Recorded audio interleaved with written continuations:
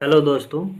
हम जो अपनी हिंदी ऑडियो बुक कंटिन्यू करने लग रहे थे, stock market crash course written by Pushkaraj Thakur.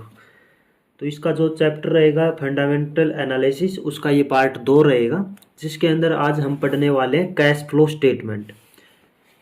चलो दोस्तों स्टार्ट करते हैं। बेहद महत्वपूर्ण यह है जानना है कि कंपनी के पास कितना कैश है। तो तीसरा हमें चेक करना है कंपनी का कैश फ्लो।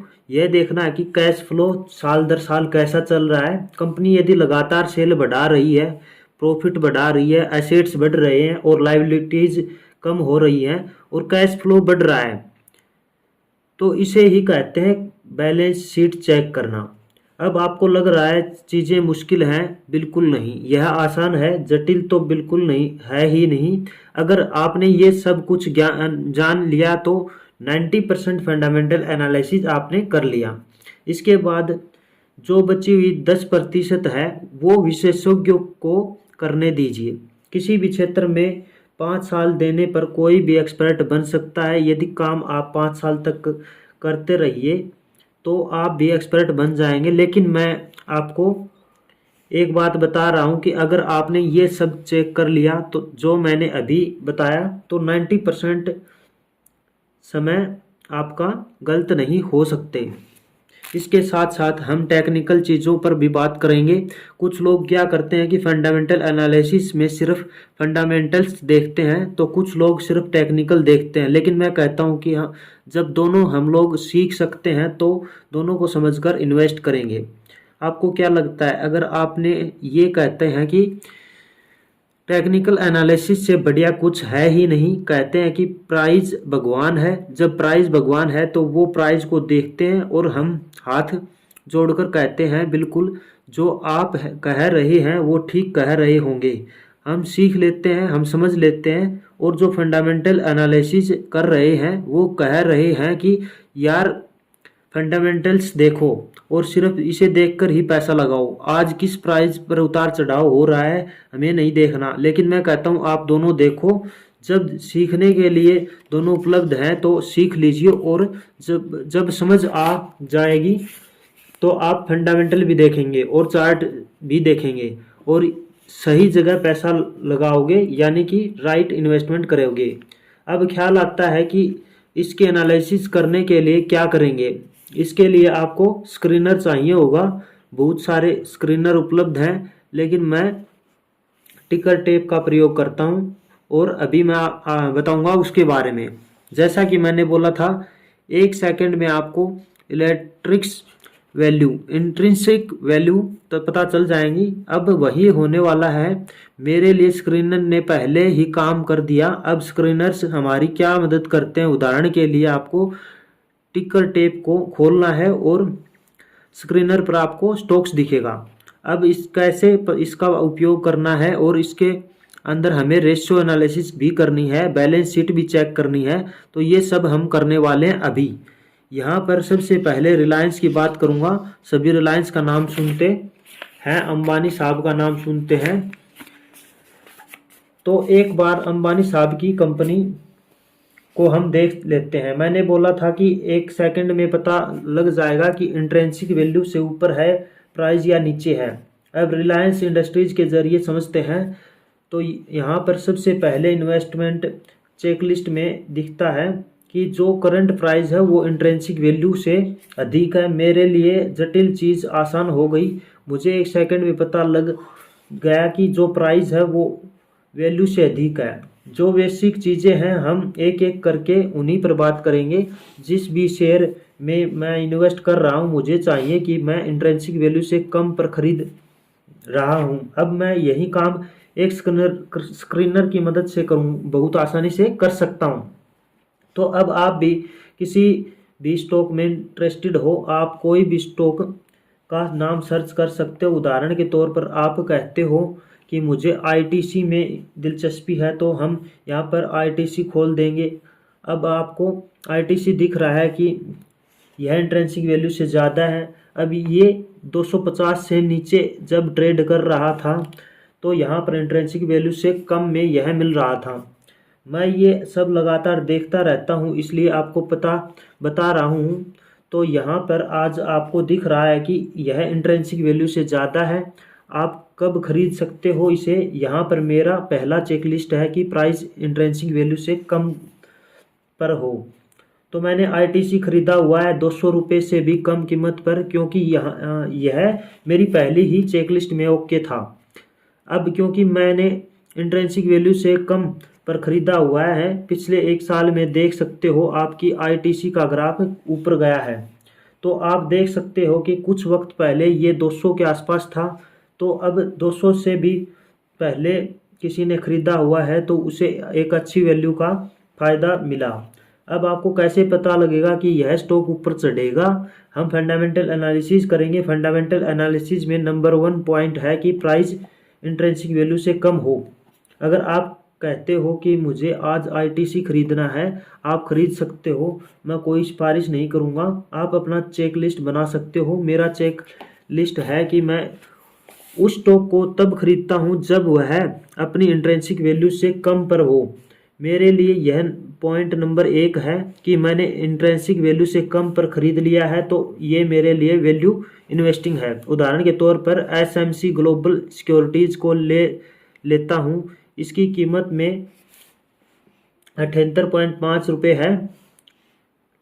अब यहाँ पर अगर आप मेरी इन्वेस्टमेंट चेकलिस्ट देखो तो मैं सबसे पहले कहता हूँ कि इंट्रिंसिक वैल्यू से कम पर हो।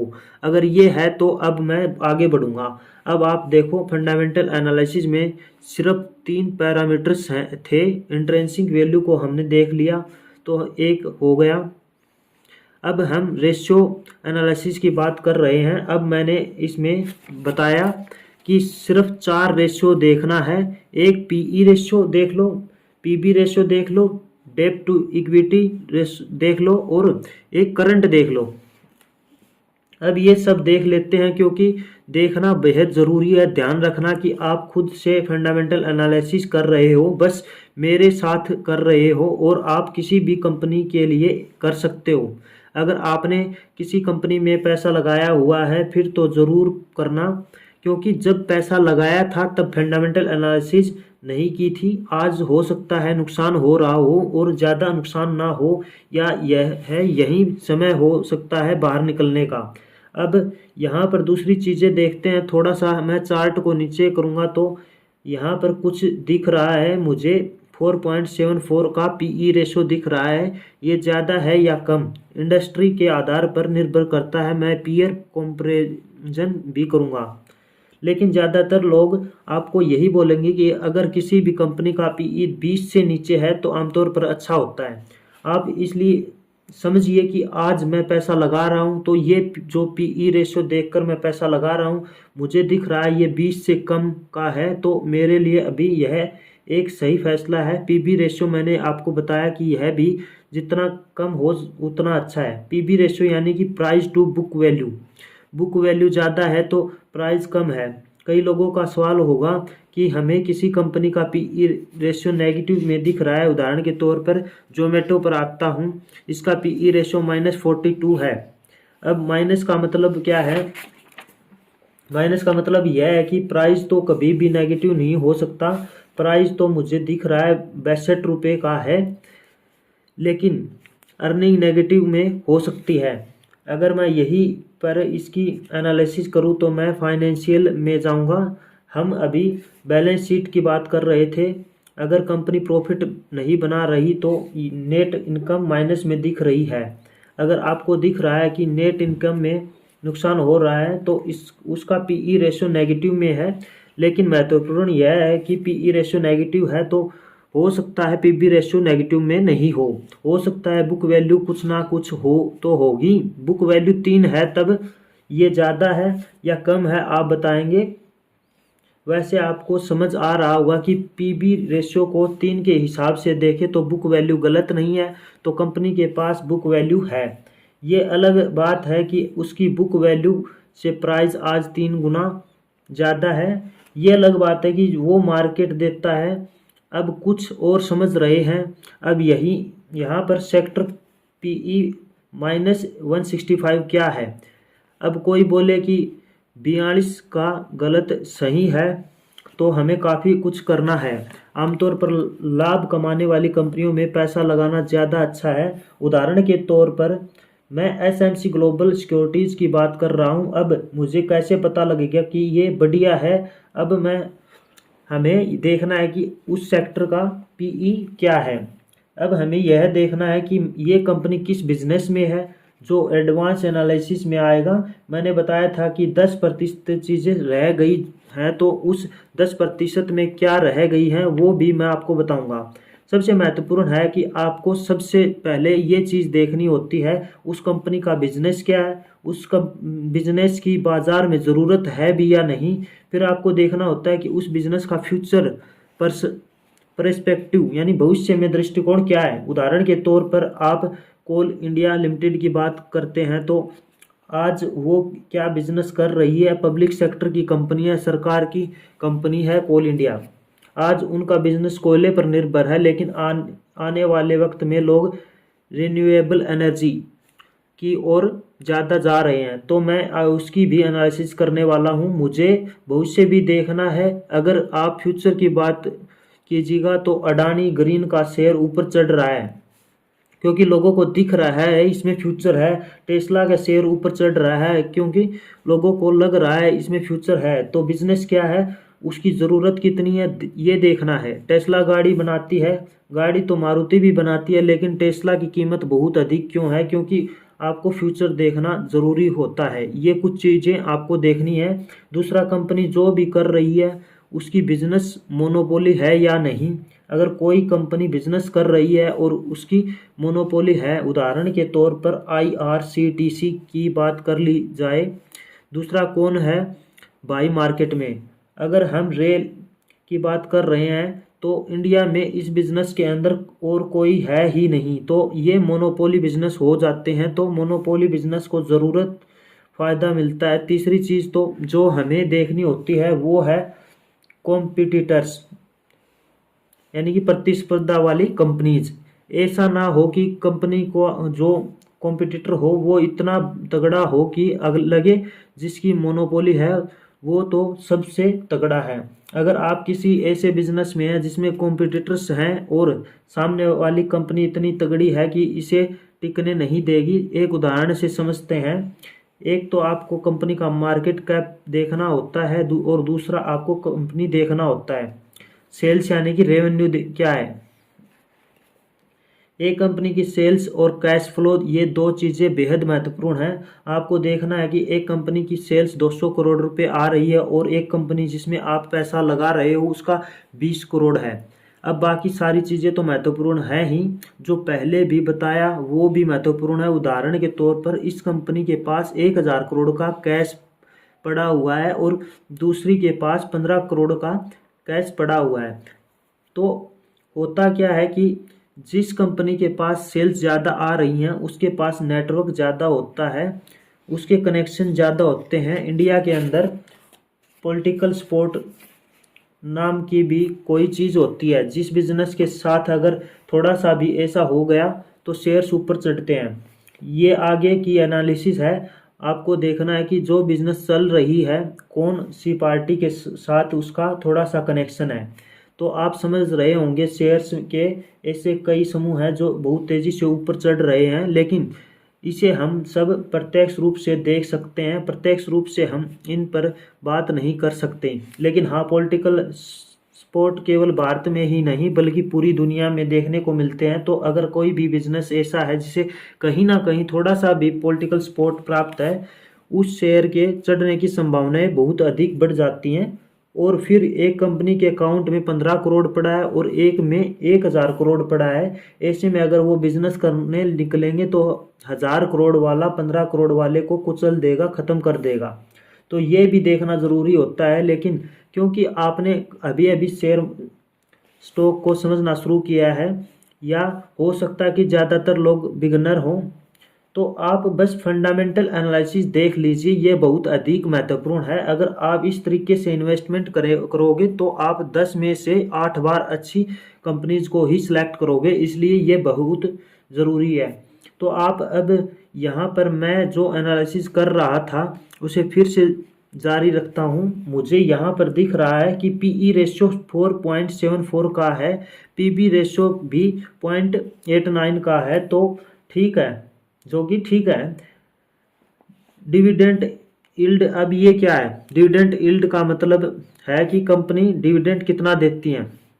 अब कुछ लोग बोलेंगे कि डिविडेंड ज़्यादा अच्छा होता है, यह निर्भर करता है कि आप किस तरीके के व्यक्ति हो। कंपनी एक तो आपको डिविडेंड देगी, और अगर वो डिविडेंड नहीं दे रही, उदाहरण के लिए गूगल डिविडेंड नहीं देती है, गूगल डिविडेंड नहीं देती है, तो वो पैसे को रखती है, उसे लगता है, लोगों को पहले ही पता होता है कि उनका पैसा हम वापस दे रहे हैं, तो बाद में वो कहीं ना कहीं इन्वेस्ट करेंगे। अगर उन्हें इन्वेस्टमेंट आता तो हमें क्यों पैसे देते, हमें पैसे दे दिया तो हम खुद ही इन्वेस्ट करके कंपनी को बड़ा कर देंगे, या तो कंपनी को बड़ा करने के लिए कंपनी अपने पास ही पैसा रखती है, उससे कंपनी के शेयर प्राइस बढ़ जाते हैं। अगर आप बहुत सारी कंपनीज देखेंगे, जैसे ओएनजीसी और इंडियन ऑयल का डिविडेंड यील्ड आपको बहुत अधिक दिखेगा। मैंने कोल इंडिया की बात की थी, तो कोल इंडिया में देखिए, ये इंट्रेंसिक वैल्यू से कम पर है, पीई 8.33 का है, इंडस्ट्री पीई 13 का है, पीबी रेशियो 3.30 है, यानी कि प्राइस बुक वैल्यू से ज़्यादा का है। कंपनी 7.25% का डिविडेंड दे रही है, लेकिन मैं इन्वेस्ट करूं या ना करूं, फिर भी हम आगे की भी बात करेंगे, हमें बैलेंस शीट की भी बात करनी है, और भी चीज़ें हैं, लेकिन महत्वपूर्ण क्या है? बिजनेस बिहेवियर, वो बिजनेस कर क्या रही है, उसकी ज़रूरत कितनी है, आने वाले वक्त में, फ्यूचर में पर्सपेक्टिव क्या है। ये थोड़ा सा एक लेवल ऊपर है, लेकिन आपको खुद देखना है, नहीं तो आपको कोल इंडिया के फाइनेंशियल्स ठीक ठाक लगने वाले हैं। तो यहाँ पर मैं आपको कुछ दिखाना चाहूँगा, क्योंकि आप यहाँ पर समझ रहे हैं कि ये जो प्राइस है वो तत्काल बढ़ रही है, क्योंकि आज तो चल ही रहा है ना सब कुछ, लेकिन भविष्य में क्या होने वाला है। इसी तरीके के अगर मैं कोई और फ्यूचर ओरिएंटेड कंपनी की बात करूं, तो उसका शेयर प्राइस आपको अलग लेवल पर भागता हुआ दिखेगा। उदाहरण के तौर पर अडानी ग्रीन एनर्जी को ही ले लीजिए। अब आप चार्ट देखते हुए कहते हो कि प्राइस यहाँ पर 66 रुपये का था, आपको दिख रहा है कि इसने 3000 रुपये का जंप मारा हुआ है, तो आपको दिख रहा है कि इंट्रेंसिक वैल्यू बहुत ज़्यादा है, तो इन्वेस्टमेंट में आपको बिल्कुल भी सजेस्ट नहीं कर रहा। मैं आपको एक पॉइंट बता रहा हूं, जो मैंने आपको बताया था, पीई रेशियो देखिए 674, और इंडस्ट्री पीई 27 है, तो मार्केट किसी कंपनी का बहुत ज़्यादा पीई भी दे सकता है, जैसे कि यहाँ पर दिया हुआ है। पीबी रेशियो भी बहुत ज़्यादा है, तो इन्वेस्टमेंट बिल्कुल भी नहीं करनी है। इन्वेस्टमेंट आप तब शायद कर सकते थे जब प्राइस बहुत कम था, लेकिन आज की तारीख में तो आपको इन्वेस्टमेंट बिल्कुल नहीं करनी। मैं आपको केवल यह बता रहा हूं कि फ्यूचर ओरिएंटेड कंपनीज का शेयर प्राइस अलग लेवल पर चढ़ता है। तो यहाँ पर आप समझ रहे हो, 27 रुपये से अगर कंपनी का प्राइस 2700 चला गया, तो 100 गुना की ग्रोथ है। शेयर मार्केट में 1 लाख रुपये 1 करोड़ भी बनता है, मगर हाँ संभल कर। हम फिर से उसी पर आते हैं जो हम एनालिसिस कर रहे थे, एसएमसी ग्लोबल सिक्योरिटीज़ पर हम थे। आपको फाइनेंशियल भी दिखाने हैं, रेशियो एनालिसिस आप समझ गए हैं। अब रेशियो एनालिसिस के बाद हमें कंपनी के फाइनेंशियल समझने होते हैं। तो मैंने बात की थी कि एक होता है टॉप लाइन, एक होता है बॉटम लाइन। टॉप लाइन का मतलब होता है सेल्स रेवेन्यू, क्या आ रहा है कंपनी के पास, आ क्या रहा है और बच क्या रहा है, ये महत्वपूर्ण है।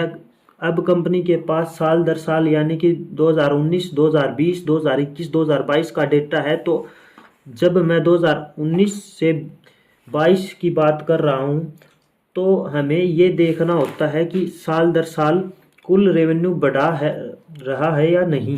2019 में लगभग 7,700 करोड़ था, 2020 में 784 करोड़, फिर 908 करोड़, उसके बाद 1100 करोड़ और फिर 1140 करोड़।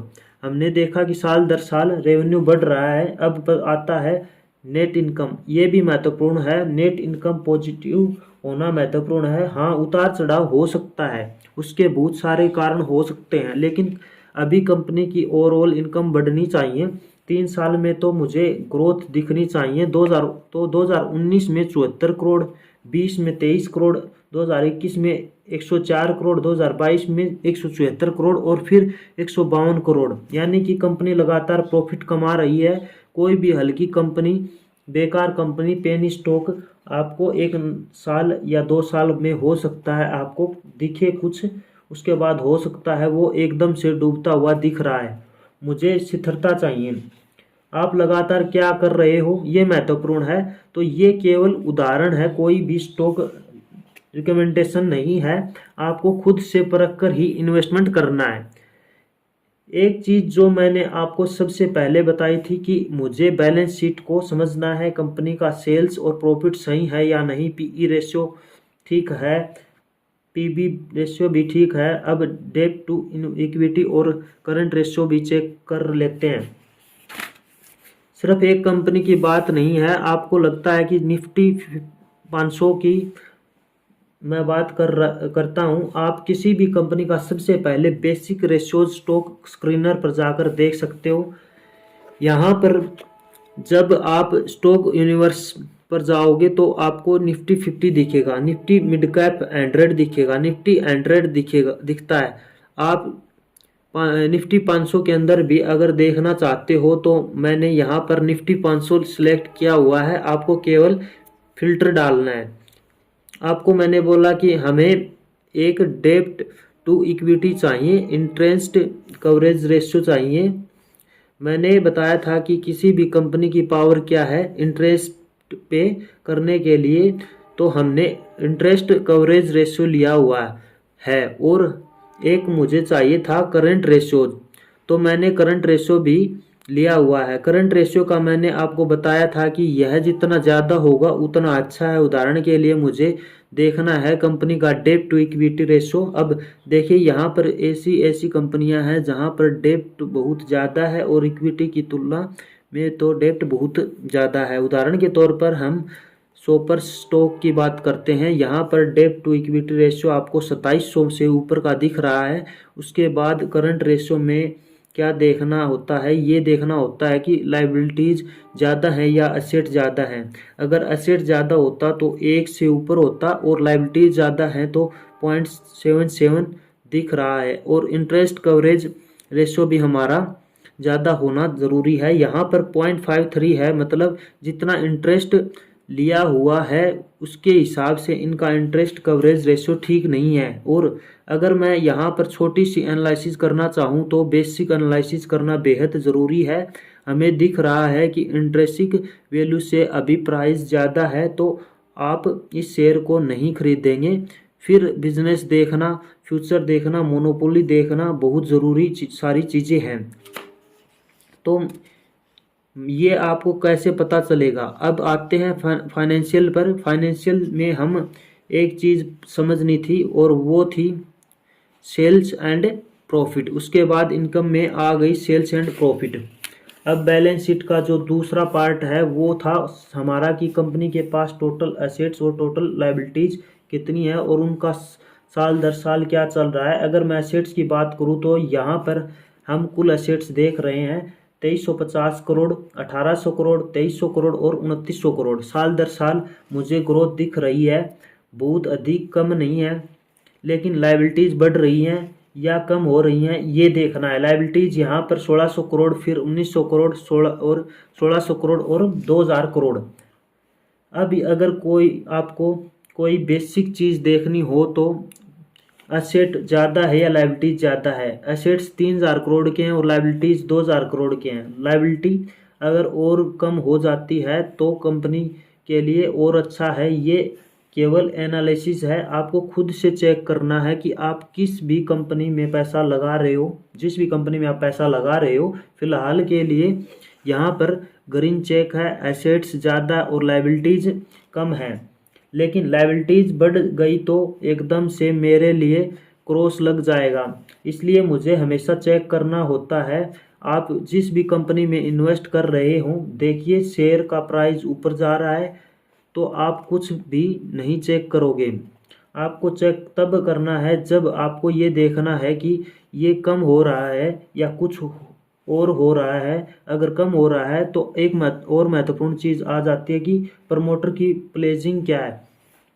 अब ये प्लेजिंग क्या चीज़ आ गई। प्लेजिंग का मतलब होता है जो प्रमोटर्स होते हैं, प्रमोटर्स होता क्या है वैसे है तो ये एक सब कंफ्यूजिंग चीज़ें। लेकिन हम क्या करते हैं, जब हम कोई बिजनेस शुरू करते हैं तो हमें अकेले होते हैं। किसी ने कोई मिठाई की दुकान खोली तो वो खुद चला रहा है, यहाँ पर टेक्निकल लैंग्वेज में उसे प्रमोटर बोल देते हैं। जिन्होंने कंपनी शुरू की वो प्रमोटर्स हैं।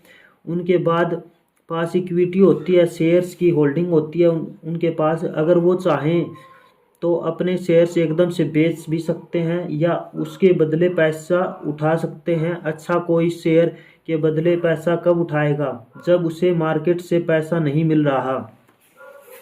इसलिए ज़्यादा प्रमोटर की शेयर की प्लेजिंग होना अच्छा नहीं है। यहाँ पर आपको यह दिख जाएगा कि प्रमोटर की जो होल्डिंग है वो बढ़ रही है या घट रही है, प्लेजिंग बढ़ रही है या कम हो रही है। पिछले 6 महीने में प्रमोटर की होल्डिंग बढ़ी है, यानी कि वो अपनी शेयर्स ही खरीद रहा है। कोई बंदा अपनी ही शेयर्स क्यों खरीदता है, क्योंकि अगर उसे लगेगा कि कंपनी में संभावनाएं हैं, ठीक है मैंने शेयर्स दिए थे अब मैं दोबारा अपनी शेयर्स खरीद लेता हूँ। ये बहुत महत्वपूर्ण चीज़ है। ये फंडामेंटल एनालिसिस के एक लेवल ऊपर का वर्जन है और इसे जानना बेहद ज़रूरी है। शेयर होल्डिंग पैटर्न्स को देखिए। पहली बात तो जैसे कि किसी भी कंपनी के अंदर म्यूचुअल फंड या फॉरेन इंस्टीट्यूशनल इन्वेस्टर्स आते हैं, उसका शेयर भागेगा। क्योंकि जब कोई फॉरेन इंस्टीट्यूशन आकर पैसा डालते हैं तो आमतौर पर वो बड़ा पैसा डालते हैं। म्यूचुअल फंड हाउस बड़ा पैसा डालते हैं तो शेयर ऊपर चढ़ता है। फिर दिखता है कि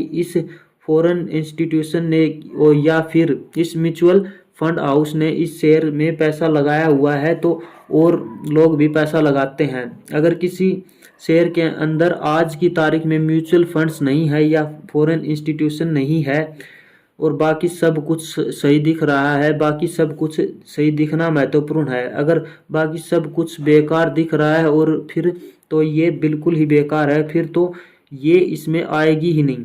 अगर सब कुछ सही दिख रहा है और आज वो नहीं शामिल हुए तो आपने उस कंपनी को कब पिक किया है, जब सही समय था तब आपने उस कंपनी को पिक किया है। अब एक चीज़ और देखनी होती है जिसमें आपको लगे कि ऑलरेडी फॉरेन इंस्टीट्यूशन शामिल हो जाएं, वो ये कि उनकी जो परसेंट इन्वेस्टमेंट है वो बढ़ रही है या नहीं। फॉरेन इंस्टीट्यूशन इन्वेस्टर्स की अगर इसके अंदर 1% की ही होल्डिंग है और वो लगातार अपनी होल्डिंग बढ़ा रहे हैं, कम नहीं कर रहे हैं, जो कि बहुत अच्छा संकेत है। अगला ये कि प्रमोटर की होल्डिंग बढ़ रही है या कम हो रही है। चार्ट में देखिए 62%, 62.35%, 62.36%, 62.37%। मीन्स क्या है, ये बढ़ती जा रही है।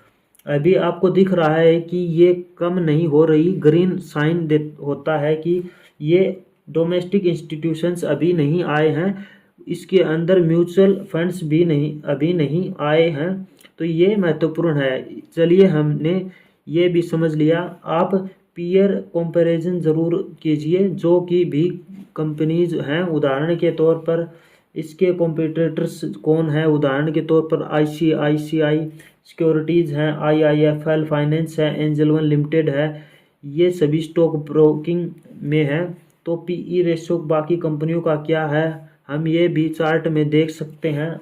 हम ये भी देख सकते हैं कि PB रेशो सबसे कम किसका है। आप इसमें डिविडेंड यील्ड भी चेक कर सकते हैं। फिर आपको यह भी देखना है कि उसका कंपैरिजन ऑफ प्राइस क्या चल रहा है। मैंने आपको बेसिक और फंडामेंटल एनालिसिस करना सिखाया। अब आपने अभी जो एनालिसिस किया है इसके अंदर एक चीज़ और रह गई थी और वो है कैश फ्लो।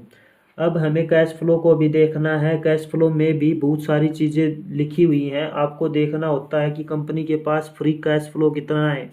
यहाँ पर हम 2018 से देख लेते हैं। 2018 में कंपनी के पास फ्री कैश फ्लो कम था। 2018 में नेगेटिव में 245 करोड़, 2019 में 164 करोड़, 2020 में 800 करोड़ और 2021 में फिर नेगेटिव में 400 करोड़ और 2022 में 129 करोड़। ये फ्री कैश फ्लो जितना ज़्यादा हो उतना अच्छा होता है। आज हम देख रहे हैं कि कंपनी के पास 129 करोड़ का कैश है। अगर लगातार ये कैश फ्लो नेगेटिव में जाएगा तो ये बुरा है। खैर, इसमें मैं कोई बहुत अधिक ग्रीन चेकलिस्ट नहीं दूंगा। अगर ये अधिक बढ़ेगा तो बहुत अच्छा है। तो आपको बेसिक पैरामीटर्स समझ आ गए। अब आप किसी भी कंपनी की एनालिसिस कर सकते हो, चाहे एयरटेल हो, अडानी हो या कोटक हो। अगर आप कहते हैं कि मुझे एयरटेल में पैसा लगाना है और इंट्रिंसिक वैल्यू से आपको लग रहा है कि ये प्राइस ज़्यादा है, तो आपके लिए पहली चेकलिस्ट ना होगी। तो फिर अब आगे बढ़िए, क्योंकि पैसा तो सीमित है, किसी के पास भी असीमित धन नहीं है। अब चाहे वो आप हैं या मैं हूँ, अब महत्वपूर्ण है यह है कि आपको कहीं से भी टिप आती है कि मैं कह रहा हूँ इन्वेस्ट कर दो, तो पहले आप अपनी फंडामेंटल एनालिसिस करेंगे और फिर इन्वेस्ट करेंगे। लेकिन एक और चीज़ है, आज आपने फंडामेंटल एनालिसिस सीख ली है, यही सही बात ही बता रहा हूँ कि आपको 90% फंडामेंटल एनालिसिस आ गई है। लेकिन महत्वपूर्ण क्या है? महत्वपूर्ण यह है कि फंडामेंटल एनालिसिस के साथ हम जोड़ने वाले हैं टेक्निकल एनालिसिस को। आप ज़्यादा तेज़ी से आगे बढ़ने वाले हैं। ये मैं क्यों बोल रहा हूँ? क्योंकि अगर आपने टेक्निकल एनालिसिस को इसमें जोड़ दिया तो आपकी एक्यूरेसी और बढ़ जाएगी और आपको और अधिक फ़ायदा होगा, आपको और बेहतर रिटर्न्स मिलेंगे। तो चलो दोस्तों, जैसे ये चैप्टर हमारा यहाँ पे ख़त्म होता है, बाकी मिलते हैं नेक्स्ट चैप्टर के अंदर। बाकी चीज़ें नेक्स्ट चैप्टर के अंदर हम आगे की जो अपने stock market crash course book की सीखेंगे।